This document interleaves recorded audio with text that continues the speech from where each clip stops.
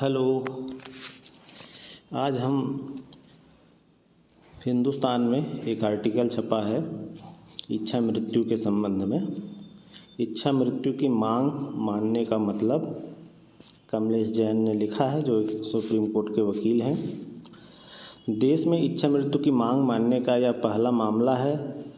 Supreme court ने करीब 13 साल से कोमा में पड़े गाजियाबाद के हरीश राणा को आखिरकार पैसिव एथनोसिया की अनुमति दे दी। सुप्रीम कोर्ट ने अपने फैसले में कहा है कि हरीश को एम्स में दाखिल किया जाएगा, जहां जीवन रक्षक मशीनें धीरे धीरे हटाई जाएंगी।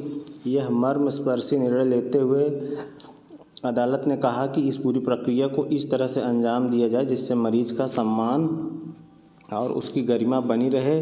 न्यायमूर्ति पादरीवाला ने कहा कि यह बेहद दुखद मामला है, लेकिन किसी व्यक्ति को बहुत लंबे समय तक पीड़ा में रखना किसी व्यक्ति को बहुत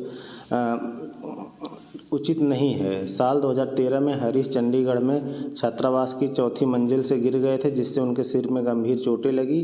तभी से वह अचेता अवस्था में पड़े हैं और बिस्तर पर पड़े रहने से उनके शरीर में अनेक घाव भी हो गए हैं, जो कि उनके स्वस्थ होने की कोई संभावना नहीं है।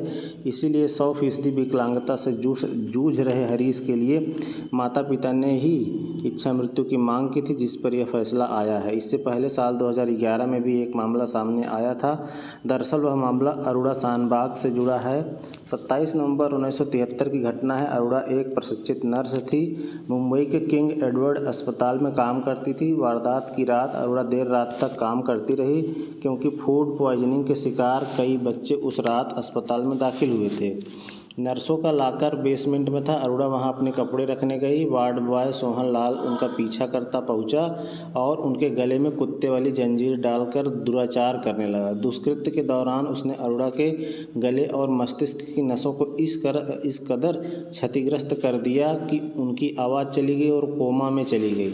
अरोड़ा का कोमा 100% नहीं था। वह खा पी सकती थी, जीना चाहती थी। बहुत दिनों तक अरोड़ा की स्थिति में कोई सुधार न देखने के बाद उनकी दोस्त पिंकी वीरानी ने सुप्रीम कोर्ट में एक दया याचिका दायर की। पिंकी अपनी दोस्त को इस स्थिति में नहीं देखना चाहती थी। हालांकि अस्पताल को अरोड़ा की तीमारदारी से कोई दिक्कत नहीं थी। उस मामले की सुनवाई करते हुए सुप्रीम कोर्ट ने पैसिव एथनोसिया के बारे में कहा था कि परिवार के किसी व्यक्ति की देखभाल की अनिच्छा होने से दया याचिका डालना और उसे स्वीकार करना एक खेल हो सकता है, बल्कि खतरनाक खेल हो सकता है। चिकित्सकों के नैतिक मापदंडों पर भी अदालत ने तब सवालिया निशान लगाए थे। बहरहाल सुप्रीम कोर्ट ने इच्छा मृत्यु की वह याचिका खारिज कर दी थी। करीब 42 साल तक कोमा में रहने के बाद मई 2015 में अरोड़ा की निमोनिया के कारण मौत हो गई। चिकित्सा सेवाओं के विस्तार के साथ हमारे देश के शहरी इलाकों में जहां अब करीब 2/3 मौतें अस्पतालों में होती हैं, वहीं ग्रामीण क्षेत्रों में भी 10 में से 4 मौतें अस्पतालों में होने लगी हैं।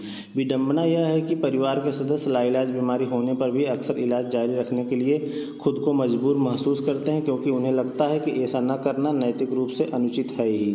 सामाजिक रूप से भी उस पर लांछन लगेगा। देखा जाए तो अस्पताल में भर्ती होते ही व्यक्ति मरीज बन जाता है और तीमारदार पर बोझ बनने से उसकी गरिमा को भी हानि होती है। उसके बचने की उम्मीद न होने के बावजूद परिवार को इलाज का खर्च उठाना पड़ता है, सो अलग मरीज खुद तो तकलीफ उठाते ही हैं। इस विमर्श का एक पहलू यह भी है कि हमारे देश के अस्पतालों में बेड से लेकर आईसीयू तक की हमेशा कमी रहती है और लाइलाज मरीजों के सालों भर्ती रहने से दूसरे लोग भी जिनके बचने की अच्छी संभावना हो वंचित रह जाते हैं। जब तक व्यक्ति अस्पताल में भर्ती न होने की इच्छा साफ तौर पर या लिखकर नहीं बताता, परिवार अंततः उसे बचाने के लिए सभी संभव उपाय करता रहता है। अरोड़ा शानबाग मामले में ही सर्वोच्च न्यायालय ने यह संकेत दिया था कि संविधान द्वारा प्रदत्त जीवन के मौलिक अधिकार की गारंटी में गरिमा के साथ मरने का अधिकार भी शामिल है। अदालत ने तभी निष्क्रिय इच्छा मृत्यु की मंजूरी दी थी। केरल और कर्नाटक ने इसे लागू भी किया है। इस कानून के तहत कोई भी व्यक्ति भविष्य में अपने इलाज से लेकर अग्रिम मेडिकल निर्देश या लिविंग विल रिकॉर्ड कर सकता है। परिवार जीवन रक्षक सहायता उपकरण यानी WLST हटाने के लिए तय प्रक्रिया के जरिए अनुरोध करता है, जिसे मेडिकल बोर्ड से मंजूरी लेनी होती है।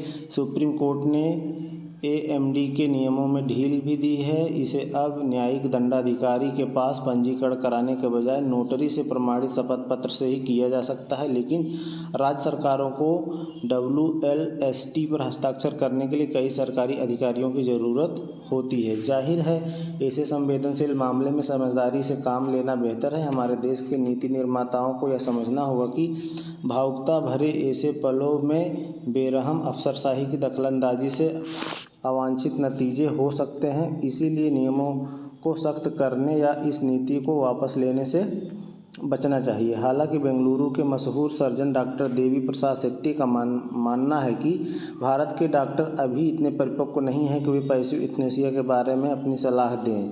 फिर ऐसे अनेक मामले सामने आए हैं जब वर्षों के कोमा के बाद मरीज वापस लौट आते हैं। कुल मिलाकर इच्छा मृत्यु के मामलों में घर, डॉक्टर और अदालत की एक विवेचना भरी नज़र जरूरी है, तभी कोई माकूल निर्णय हो सकता है, वरना कोर्ट को छोड़कर दूसरे तमाम रिश्तेदार अनचाहे मरीज के प्रति अलग नज़रिया अपना सकते हैं, जो किसी खतरे से खाली नहीं है।